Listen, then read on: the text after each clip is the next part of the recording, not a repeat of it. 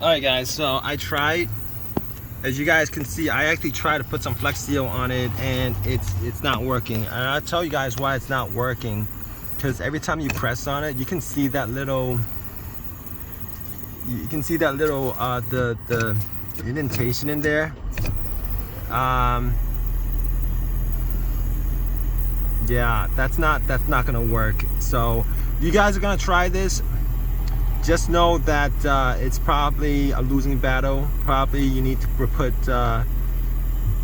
you probably need to get a new brake booster if that's the case, which is what I'm gonna do. You know, even if it worked, it would have worked for like a little bit, and then the problem would have come back again. And unfortunately, unless you guys know something that could possibly seal the hole where it's flexible enough where this goes back up and down and allows it to go back and up and down, it's probably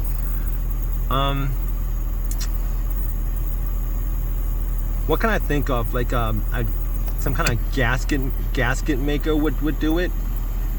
But still though, you would have to have something to hold it in place too. I mean, if I had to think about it, maybe like a rubber washer and then a plate where you guys could screw a rubber washer, and then maybe a metal plate where you guys could screw on each end. If you guys really had to think, you know, do a real DIY hack on this, it's possible.